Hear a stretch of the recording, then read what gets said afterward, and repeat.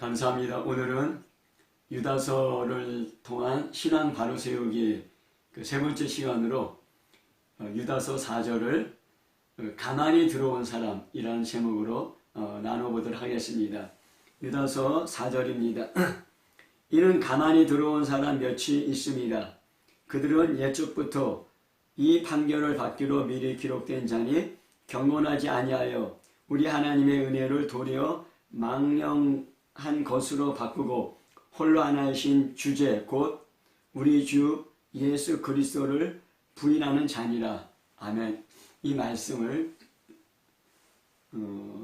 가만히 들어온 자라는 제목으로 나눠보도록 하겠습니다.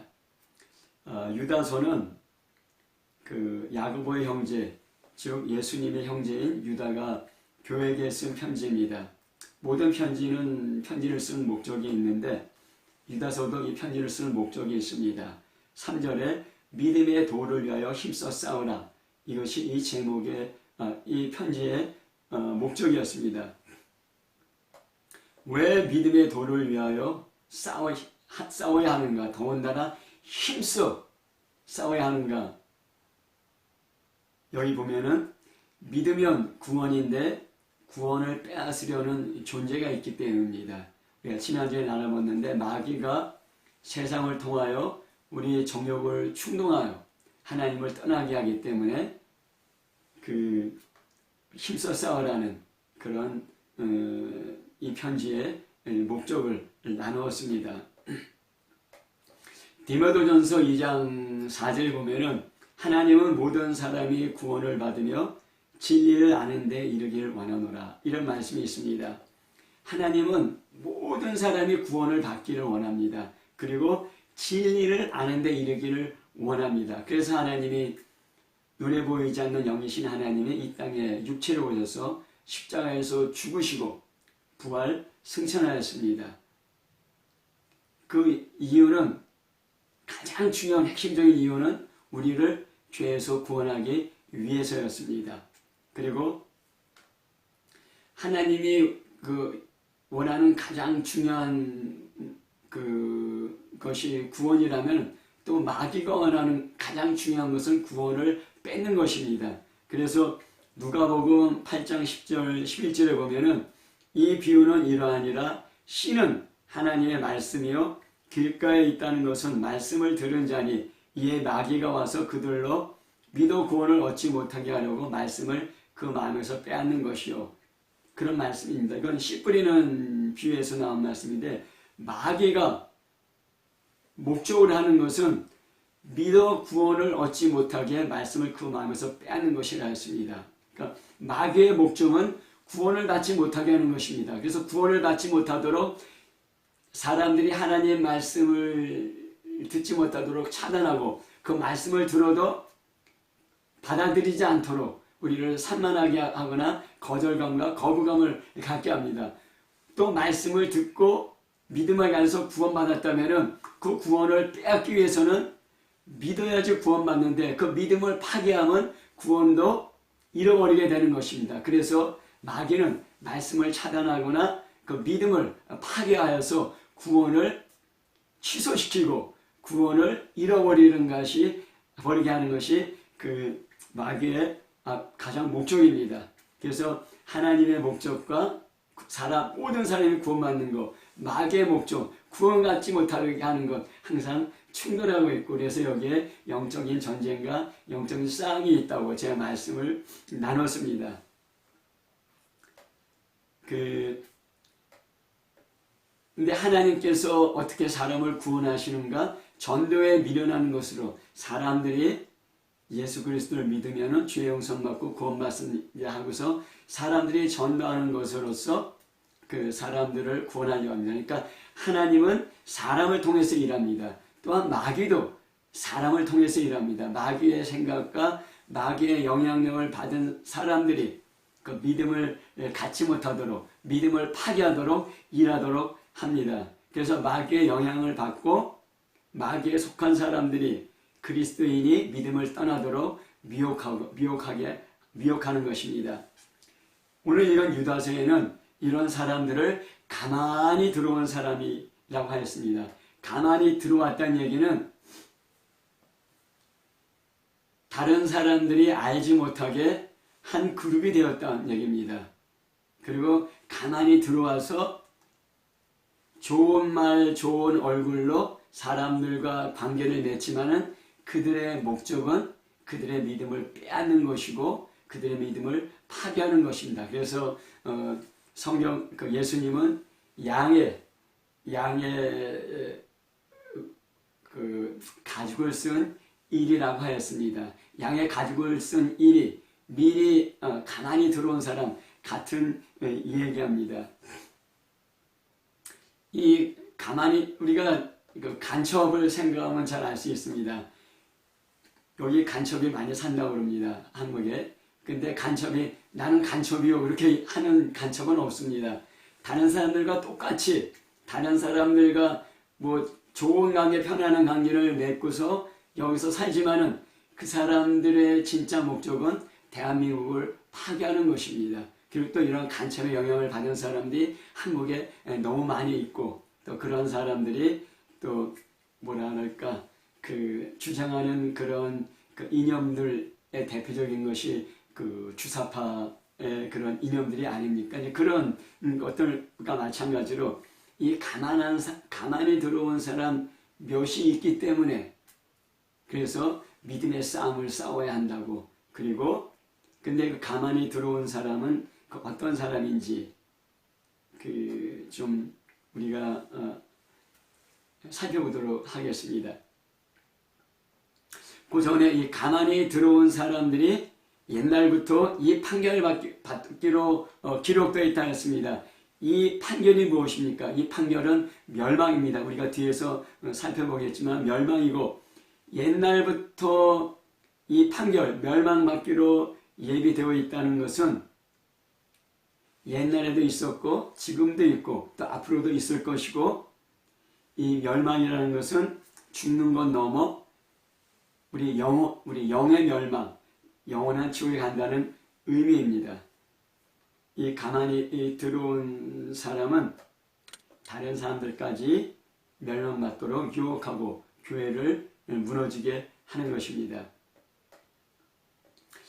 그 가만히 들어온 사람, 첫 번째 성경에 나오는 첫 번째 가만히 들어온 사람은 에덴 동산에 하와를 유혹한 뱀입니다.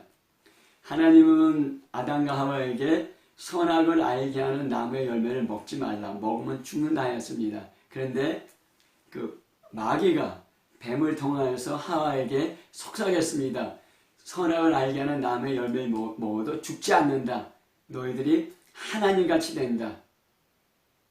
선악을 알게 되어서 하나님같이 된다. 그렇게 얘기했습니다. 그때 하와가 그 얘기를 듣고 마음속에 이런 반문했을 것입니다. 아니 하나님이 왜 이런 아주 고급 정보를 나한테 알려주지 않았는가? 하나님이 내가 이 열매 맺고 하나님처럼 될까봐 얘기하지 않았구나 해서 그 열매를 따먹었습니다. 먹지 말라는 하나님 말씀과 먹어도 죽지 않고 하나님께 된다는 그런 마귀의 말을 하와가 듣고 마귀의 말을 따라간 것입니다. 가만히 들어온 그 뱀의 얘기를 들은 것입니다. 만약에 뱀이 아주 그냥 못생기고 흉악하게 생기고 말도 아주 악하게 한다면은 아마 그 말을 거절했을 것입니다. 근데 뱀이 아주 지혜롭고 그 다음에 아주 보기에 좋고 그런 모습으로 다가와서 속삭였기 때문에 그 부드럽게 아주 그냥 유치하게 얘기했기 때문에 하와가 듣고 그 뱀의 말을 따라간 것입니다. 그 결국은 하나님처럼 되었습니까? 아닙니다. 에덴에서 쫓겨나고 그 영은 죽어서 하나님의 관계가 끊어지게 된 것입니다.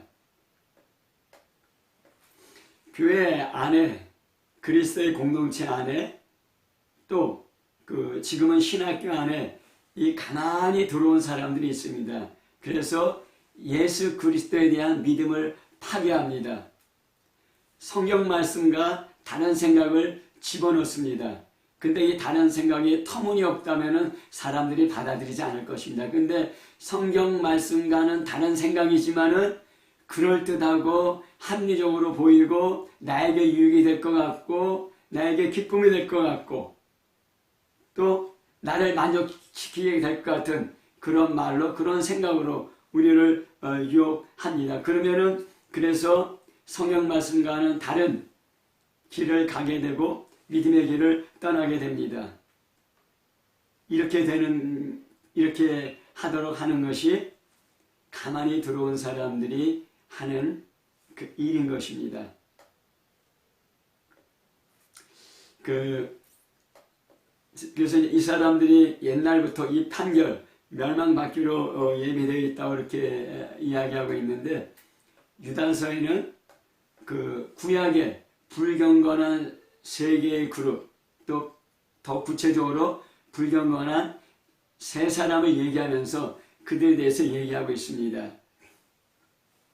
유다서 그 5장부터 7절에 보면은 애굽에서 구원받았지만 후에 믿지 않은 이스라엘 백성들이 멸하여졌다고 얘기가 나오고, 자기 지위를 지키지 않냐고 자기 처소를 떠난 천사들을 큰날의 심판까지 영원한 결박으로 흑암에 가뒀다는 말이 나오고, 또 음란하여 다른 육체를 따라간 소돔과 고모라와 이웃 도시들의 영원한 불의 향보를 받음으로 거울이 되었다고 얘기합니다. 그러니까 그 광야에서 하나님께 불순종한 이스라엘 사람들, 비록 출애굽하고 구원받았지만 멸망당했습니다.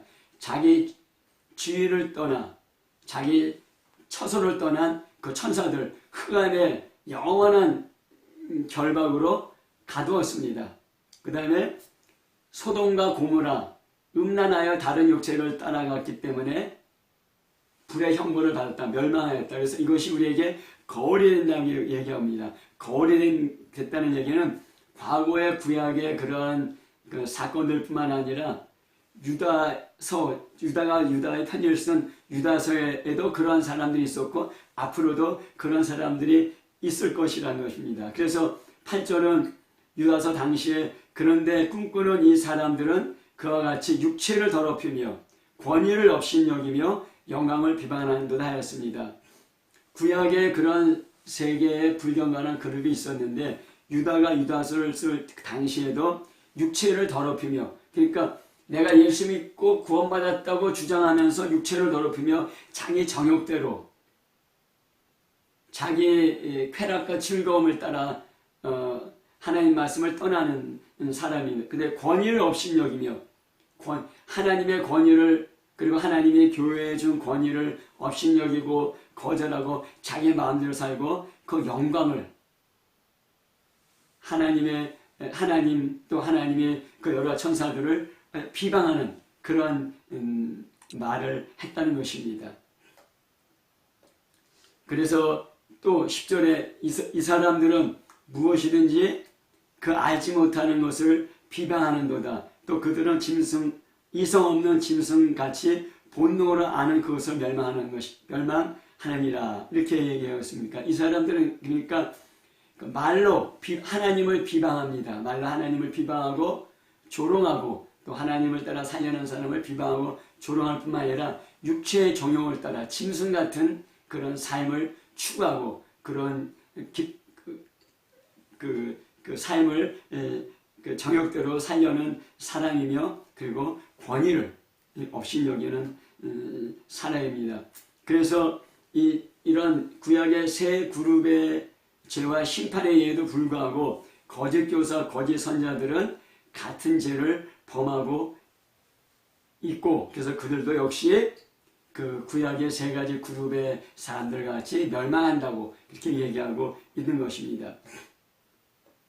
더 구체적인 예로 불경건한 구약의 세 사람을 얘기하고 있습니다. 유다서 11절입니다. 화 있을진저 이 사람들이여 가인의 길에 행하였으며 삭을 위하여 발람의 어그러진 길로 몰려갔으며 고라의 패악한 길을 따라 멸망받았다 하였습니다. 가인은 동생을 시기심으로 쳐 죽였습니다. 그 다음에 발람은 탐욕으로 그 이스라엘에 대해서 그 성적인 죄를 범하도록 하였습니다. 고라는 권위에 반역하여 분열주의자였습니다. 근데 현재도 미래도 이러한 길을 따라하는 사람들이 똑같은 멸망이라는 판결을 기록되었다고 얘기합니다. 믿음의 길이 있고 다른 길이 있습니다. 믿음의 길로 가면 믿음의 결국 곧 영원의 구원을 받게 됩니다. 베드로전서 1장 9절입니다. 그러나 가만히 들어온 이 사람들의 유혹에 빠져 믿음을 버리고 다른 길로 가면 멸망합니다. 마태복음 7장 13절 14절에 좁은 문으로 들어가라. 멸망으로 인도하는 문은 크고 그 길이 넓어 그리로 들어가는 자가 많고 생명으로 인도하는 문은 좁고 그 길이 협착하여 찾는 이가 적음이라 했습니다. 믿음의 길이 있고 다른 길이 있습니다. 근데 예수님은 좁은 문과 멸망으로 인도하는 문, 멸망으로 인도하는 문은 넓고 커서 거기로 들어가는 사람이 많다고 그랬습니다. 그다음에 생명으로 인도하는 좁은 길이 험합니다. 그런데 찾는 이가 적다고 하였습니다. 제가 깨우기 전에 꿈을 꾸었습니다. 제가 이제 학교를 졸업하고 어떤 산길을 내려가다 큰 길을 만났습니다. 그런데 수많은 사람들이 잘 포장된 큰 길로 우르르 다갔습니다. 저만 혼자 남았습니다. 그리고 저는 그 길로 가지 않고 아주 좁고 험한 산길로 혼자 갔습니다. 너무 힘들었습니다. 그러면서 그때 생각했습니다. 나도 그렇게 잘 포장된 넓은 길로 수많은 사람들이 가는 길로 갔으면 좋은데 왜 그렇게 이 좁은 길을 가서 고생하는가 하면서 깨면서 그런 생각을 했는데 나중에 알게 된 것은 그것이 바로 생명으로 인도하는 좁고 험한 길이었던 것을 깨닫고 감사했습니다. 근데 이제 이 가만히 들어온 사람들의 특징이 있는데 세 가지입니다. 경건하지 않다. 그래서 연결되는 말인데 우리 하나님의 은혜를 방탕한 것으로 바꾸고 홀로 하나이신 주제 곧 우리 주 예수 그리스도를 부인하는 사람들입니다. 경건이란 말은 이제 성경에서 많이 나오는 말씀인데 IBP 성경사전을 보니까 하나님을 향한 경외심을 경건이라 했습니다. 경외심은 두려워하다, 공경하다, 존중하다 이제 그런 의미가 됩니다. 그래서 경건한 사람은 하나님을 향한 경외심을 갖고 있고 그래서 하나님 말씀을 사랑하고 순종하며 하나님을 닮아갑니다. 근데 현재는 이제 경건이라는 말 대신에 영성이라는 말을 많이 쓰고 있습니다. 사도행전 10장 2절에 고넬료의 얘기가 나옵니다. 고넬료가 그가 경건하여 온 집안과 더불어 하나님을 경외하며 백성을 많이 구제하고 항상 기도하더니 했습니다. 고넬료가 경건한데 그 경건하다는 설명이 첫 번째로 온 집안과 더불어 하나님을 경외하며 또 백성들을 많이 구제하고 항상 기도했단 말이 나옵니다. 경건하다 하면 우리가 생각하는 게 성경 많이 보고 기도 많이 하고 하나님께 예배 잘 드리고 이제 그런 걸 생각합니다. 맞습니다. 경건한 것은 성경 많이 보고 기도 많이 하고 그래서 하나님을 알아가고 하나님을 배워가고 하나님과 교제하는 것이 경건의 중요한 그런 요소입니다. 하지만 경건은 거기서 그치지 않고 그건 하나님과의 수직적인 관계뿐만 아니라 이웃과의 수평적 관계도 있습니다. 그래서 어려운 이웃을 돌보고 어려운 이웃을 구제하는 것입니다. 제가 이제 어떤 형제 얘기를 들었는데 사회 정의에 대해서 아주 그냥 열심히 헌신하는 형제입니다. 근데 그 형제가 한 번은 얘기했는데 자기가 이렇게 사회 정의에 대해서 열심히 헌신하고 열심히 일하고 그렇게 살고 있는데 문득 보니까 자기 마음이 많이 메마라진 것을 느꼈다고. 그러면서 제가 깨달은 것은 이웃을 돌보고 이웃을 사랑하고 어려운 이웃에게 구제하는 것 그게 경외에 하나님을 경건함의 중요한 요소지만은 그것이 가능케 하고 그것이 작동케 하는 것이 하나님을 경외함이었거든요. 하나님을 두려워하며 하나님을 존중하며 하나님을 공경하며 그래서 하나님께 기도하며 하나님 말씀을 읽고 듣고 묵상하며 하나님을 섬기는 것이 그런 중요한 그 경건함의 중요한 요소인데 그런 하나님을 찾고 구하는 하나님을 경외하는 경외심 없이 이웃들에 대해서 사회에 대해서 사회 정의와 그런 어떤 그런 주장과 운동을 하면서 점점 마음이 메말라진다는 것을 제가 듣게 된 것입니다. 야고보서 1장 26절 27절에 보면은 그 경건에서 잘 나와 있습니다. 누구든지 스스로 경건하다고 생각하며 자기 혀를 재갈 보이지 아니하고 자기를 속이면 이 사람의 경건은 헛것이라. 하나님 아버지 앞에서 정결하고 더러움 없는 경건은 곧 고아와 과부를 그 환난 중에 돌아보고 자기를 지켜 세속에 물들지 아니하는 그것이냐 했습니다. 그러니까 경건의 가장 중요한 요소가 무엇이냐면 자기 혀를 재갈 먹이는 것입니다. 함부로 말하지 않는 것입니다. 그리고 그 고아와 과부를 환난 가운데 돌아보는 것이고 세속에 물들지 않는 것이라고 했습니다. 현대의 그 매스컴을 보면은 세상 풍조가 잘 드러납니다. 비방하는 말, 조롱하는 말, 음란, 욕심, 불평, 불만, 원망, 절망, 낙심, 거짓말, 교만 이런 말들이 얼마나 많이 나오는지 모릅니다. 성경은 경건한 자는 자기 혀를 재갈 먹인다고 했습니다. 또 여기 보면은 이런 말들을 자꾸 듣게 되면은 우리도 그러한 말들이 우리 안에 쌓이게 되고 그러한 말들에 따라서 우리도 생각하고 말하게 됩니다. 그러면서 세속에 물들게 됩니다. 그래서 경건함은 세속에 자기를 지켜 세속에 물들지 아니하는 것이었습니다. 자기를 지키는 것이 중요합니다. 우리가 돈도 지키고 건강도 지키고 또 내 가족도 지키고 여러 가지 것들을 우리가 지켜야 할 것이 많은데 지켜야 할 가장 중요한 것이 중에 하나는 자기를 지켜서 세상에 그 수많은 세상의 그런 그 불경건한 소리 가운데 자기를 지키는 것입니다.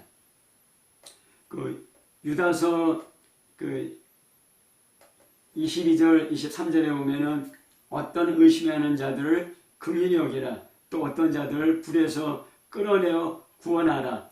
또 어떤 자를 그 육체에 더럽힌 옷까지도 미워하되 두려움으로 긍휼히 여기라. 그런 말씀이 나왔습니다. 그러니까 하나님 말씀을 의심하는 자를 미워하거나 비판하지 말고 불쌍히 여기고 긍휼히 여기라는 것입니다. 이게 경건이라는 것입니다. 그리고 정말 멸망길로 영원한 불로 떨어져가는 사람들을 구원하는 것, 이것이 경건이라는 것입니다. 그리고 육체로 더럽힌 옷까지도 미워하되 하지만은 그 죄를 미워하라는 것입니다. 죄를 미워하지만은 두려움으로 긍휼히 여기라. 하지만은 나도 그런 죄를 지을까 두려워하며 경계하며 주의해야 되지만은 그러한 사람들을 긍휼히 여기고 불쌍히 여기라는 것입니다. 우리가 경건에 대해서 잠깐 살펴봤는데 그 유명한 말씀이 잠언 1장 7절 말씀입니다. 여호와를 경외함이 지식의 근본이거늘 미련한 자는 지혜와 훈계를 멸시하는다 하였습니다. 여호와를 경외하는 것, 그게 경건의 아주 중요한 요소라고 했는데 여호와를 경외하는 것이 지식의 근본, 그러니까 그 진리와 비진리, 참과 거짓, 선하고 악한의 그 기준이 되는 근본이 여호와를 경외하는 것이 지식의 근본이지만은 미련한 자, 어리석은 자는 지혜와 훈계를 멸시한다고 그렇게 말씀하고 있습니다. 우리가 집에서 자녀를 기르고 있는데 자녀가 부모를 공경하고 존중하면은 자녀 마음대로 말하지 않고 행동하지 않습니다.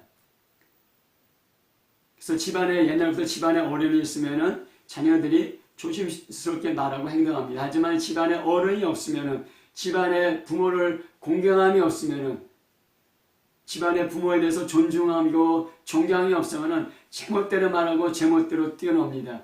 그것은 경건하지 않은 것입니다. 근데 오히려 이런 것을 아이들을 자유롭게 키운다 하면서 이런 것들을 좀 선호하는 그런 경향이 있습니다. 현재는 부모님 공경이, 부모님 존중이, 부모님 존경이 사라지고 있습니다. 제가 올해 초에 기도하면서 하나님 주신 제 강한 생각 중에 하나가 무엇이냐면은 자녀 위에 기도하라는 것입니다. 자녀들이 이러한 세상 풍조에 물들고 있고 끌려가고 있다는 것입니다. 부모를 공경하지 않는 사람이 하나님을 공경하겠습니까? 그렇지 않습니다. 그래서 너희 자녀들을 위해서 기도하라. 그런 말씀을 강하게 드렸습니다. 학교에서 또 선생님을 공경하고 선생님을 존중하는 것이 점점 사라지고 있습니다. 물론 잘못된 부모, 잘못된 선생이 있습니다. 그래도 그 과거에는 부모님의 권위나 선생님의 권위가 있었습니다. 그러나 지금은 자녀의 인권, 학생 인권이 강조되면서 부모님의 권위, 선생님의 존경이 많이 사라졌습니다. 꼰대라는 말이 유행했습니다. 아버지나 선생을 뜻하는 비속어인데 지금은 나이 많은 사람이 구태의연한 사고방식을 강요할 때 사용하는 은어가 되었습니다. 꼰대라는 말은 내 위의 권위자를 존중하지 않겠다는 얘기입니다. 존경하지 않겠다는 얘기입니다. 그래서 훈계와 교육을 멸시하고 내 생각대로, 내 방식대로, 내 원하는 대로 살겠다는 그런 그 생각이 은연중에 있게 되는 것입니다. 현대는 존경, 존중, 공경을 잃어버린 세대로 갈 수 있습니다. 하나님을 경외하는 사람은 부모님도 경외하고 선생님도 경외합니다. 이러한 사람들이 경건한 사람들이라고 할 수 있습니다. 시편 25편 14절에 여호와의 친밀하심이 그를 경외하는 자에게 있으며 그의 언약을 그들에게 보이시리로다 했습니다. 내가 친한 사람, 내 친구 중에 어떤 강하고 유력한 사람이 있으면 그 사람 도움을 받을 수 있고 그 사람 덕분에 다른 사람들에 대해서 어떤 오는 그 공격과 어려움도 그 사람 도움을 이길 수 있습니다. 근데 나를 도울 수 있는 부모님도 나를 도울 수 있고 친척도 나를 도울 수도 있고 친구도 나를 도울 수 있지만은 그 사람들은 한계가 있습니다. 하지만은 나를 도울 수 있는 가장 강력한 사람, 나를 도울 수 있고 나를 보호할 수 있는 가장 강력하고 최고의 존재는 무엇이냐면 하나님입니다. 하나님이 나와 친하고 하나님이 나와 함께 하시고 하나님이 나를 보호하시면 세상의 어떤 것도 나를 무너뜨릴 수 없게 되어있습니다. 그런데 그 여호와의 친밀하심이 여호와의 그 친함이 누구에게 있느냐? 하나님을 경외하는 자에게 있다는 것입니다. 우리가 막 방자하게 하나님의 사랑, 하나님의 은혜로 막 방자하게 살 때가 많이 있습니다. 하나님이 나와 친밀하다고 막 주장하면서 방자하게 사는 경우가 많이 있는데 하나님을 경외하는 자에게 하나님의 친밀하심이 있습니다. 하나님을 두려워하며 하나님을 공경하며 하나님을 존중하는 자에게 하나님의 친밀하심이, 하나님이 함께하심이, 하나님의 보호하심이, 하나님의 동행하심이 있는 것입니다. 하나님과 친하면은 하나님을 닮아가려고 합니다. 이것이 경건입니다. 또 보면은 경건하지 않은 사람의 특징은 무엇이냐면 여기 하나님의 은혜를 방탕한 것으로 바꾼다 했습니다. 이것은 이제 도덕 폐기론자를 얘기한다고 할 수 있습니다. 예수 믿고 구원받았으니 우리는 자유다. 우리는 죄에서 자유됐다. 맞습니다. 그래서 도덕 윤리에 따라 살 필요가 없다. 아닙니다. 이것은 틀린 말입니다. 구원받았으면 어떤 악을 행하고 죄를 짓고도 천국 갈 수 있다고 생각합니다.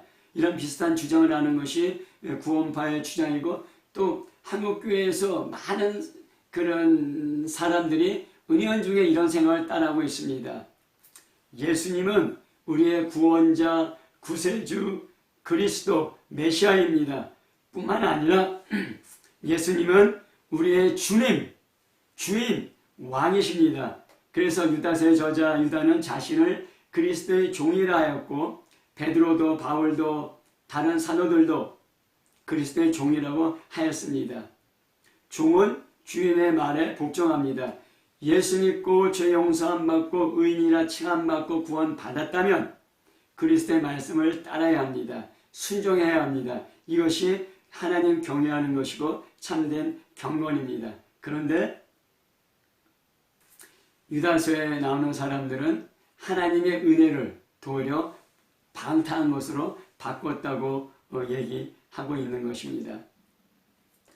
그 사도행전 24장 24절 25절에 보면은 수일 후에 벨릭스와 그 아내 유대 여자 드루실라 함께 와서 바울을 불러 그리스도 예수 믿는 도를 듣거늘 바울이 의와 절제와 장차 오는 심판을 강론하니 하였습니다.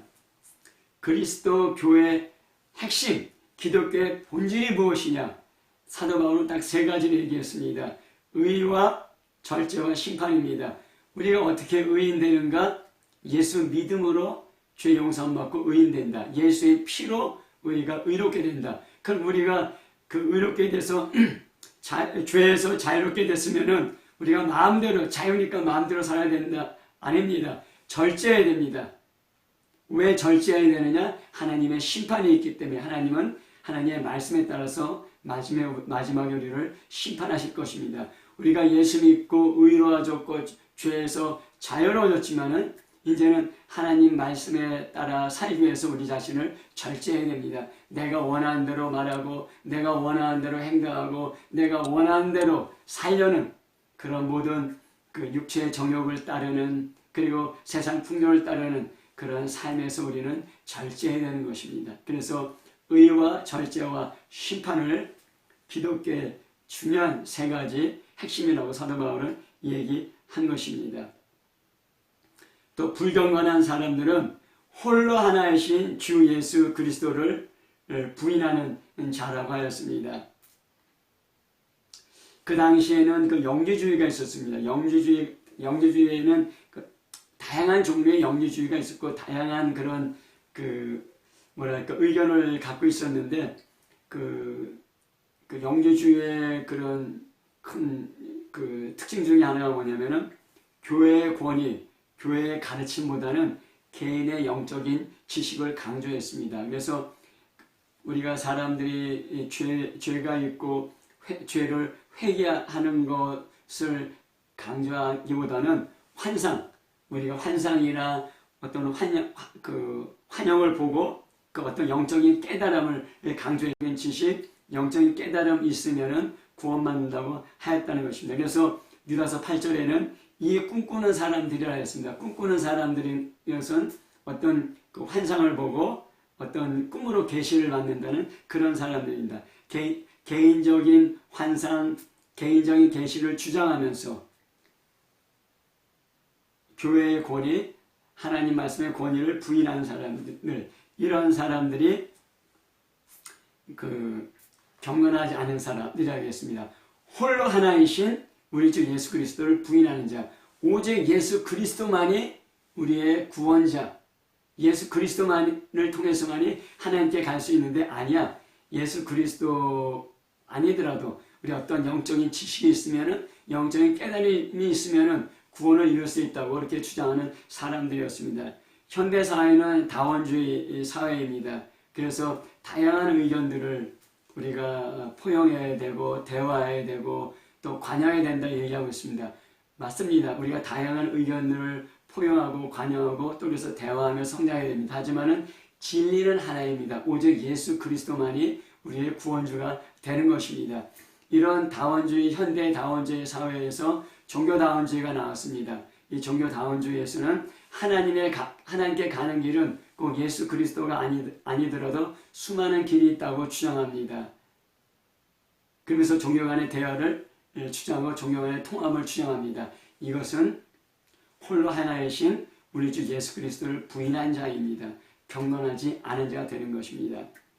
우리가 사는 마지막 때의 특징 유다서 18절에 나왔습니다. 그들은 너에게 말하기를 마지막 때에 자기의 경건하지 않은 정욕들을 행하며 조로하는 자들이라 하였습니다.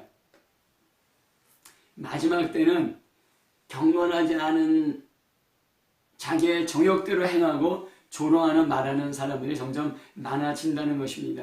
요새 라디오나 TV를 보면은 얼마나 조롱하고 비방하는 말이 많은지 모릅니다. 그다음 유다서 14절 15절에 보면은 아담의 7세손 에녹이 이 사람들에 대하여도 예언하여 이르되 보라 주께서 그 수많은 거룩한 자와 함께 임하셨나니 예수님의 재림 세상의 종말을 얘기합니다. 이는 무사람을 심판하사 모든 경건하지 않은 자가 경건하지 않게 행한 모든 경건하지 않은 일과 경건하지 않은 죄인들이 주를 거슬러 한 모든 완악한 말로 말미암아 그들을 정죄하려 하심이라 하였습니다. 마지막 때에 예수님이 수많은 천사와 함께 재림하는데 경건하지 않게 한 말과 경건하지 아니한 일을 심판한다고 얘기한 것입니다. 베드로후서 3장 7절도 비슷한 말씀이 있는데 이제 하늘과 땅은 그 동일한 말씀으로 불사르기 위하여 보호하신 바 되어 경건하지 아니한 사람들의 심판과 멸망의 날까지 보존해 두신 것이라. 하늘과 땅은 경건하지 아니한 사람들의 심판과 멸망의 날까지 보존해 둔 것이라는 얘기는 경건하지 않은 사람들아 빨리 심판과 멸망에서 돌아서라는 하나님의 마음이 나와 있는 것입니다. 그래서 우리가 경건에 대해서 얘기할 때 예수 믿으면은 그래서 죄에서 용서함 받고 죄에서 자유로워지고 의로워지고 구원받으면은 우리가 저절로 경건하게 되는가? 아닙니다. 경건을 훈련하고 연습해야 됩니다. 디모데전서 4장 7절 8절에 망령되고 허탄한 신앙을 버리고 경건에 이르도록 내 자신을 연단하라는 말이 있습니다. 그래서 육체 연단은 약간의 유익이 있으나 경건은 범사에 유익하니 금생과 내생에 약속이 있다고 말씀하셨습니다. 우리가 건강을 위해서 얼마나 운동을 합니까? 또 우리가 그 지식을 쌓기 위해서 얼마나 책을 읽고 공부를 합니까? 또 우리가 돈 벌기 위해서 얼마나 노력합니까? 그런데 뭐 그런 거 필요합니다. 하지만은 경건에 이르도록 우리 자신을 연단하고 훈련해야 된다는 것입니다. 하나님을 경외하고 하나님을 공경하고 하나님을 존중하고 이웃을 사랑할 수 있도록 경건에 이르도록 우리가 훈련하고 연단해야 된다는 것입니다. 훈련하고 연단해야 된다는 얘기는 저절로 자연스럽게 안 된다는 것입니다.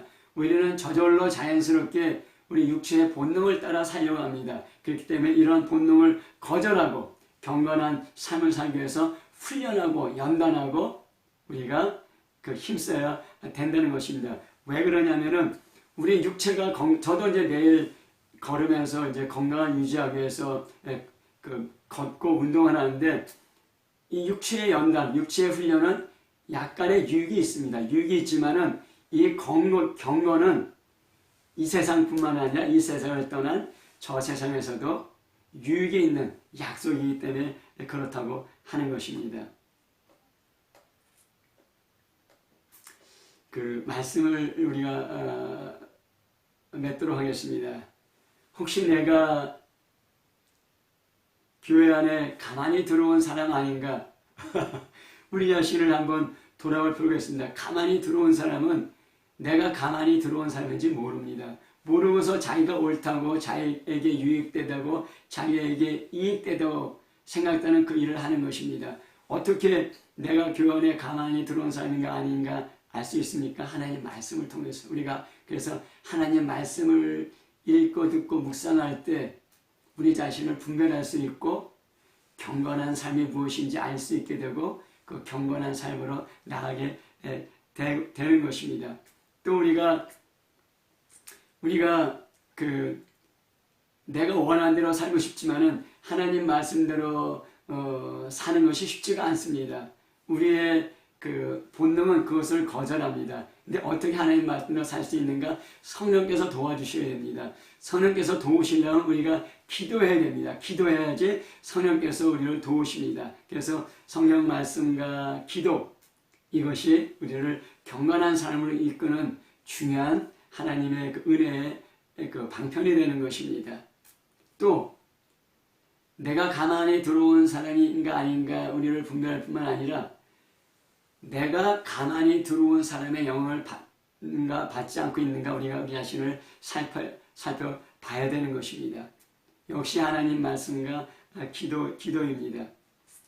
자기 본능에 따라 자기가 원하는 대로 세상 풍경을 따라 돈과 권력과 명예와 자기의 어떤 그런 옳다 생각하는 신념과 이념을 따라 또 어떤 그런 성적인 그 만족을 따라 사는 것, 그것이 우리의 삶에 만족을 줄 수가 있습니다. 하지만은 이것은 이 세상에 살 때뿐이고 마지막 때에는 하나님의 심판이 있다는 거 얘기하고 있습니다. 경건은 이 세상에서뿐만 아니라 이 세상을 떠나 저 세상에서도 우리에게 유익이 있고 약속이 있다고 분명히 성경은 말씀하고 있습니다. 우리가 경건한 사람으로 육체의 본능을 따라 육체의 정욕을 따라 살지 아니하고 홀로 하나이신 우리 주 예수 그리스도를 믿는 믿음으로 하나님을 향한 생명길, 좁은 길, 믿음의 길로 가시기를 예수 이름으로 축복합니다. 아멘.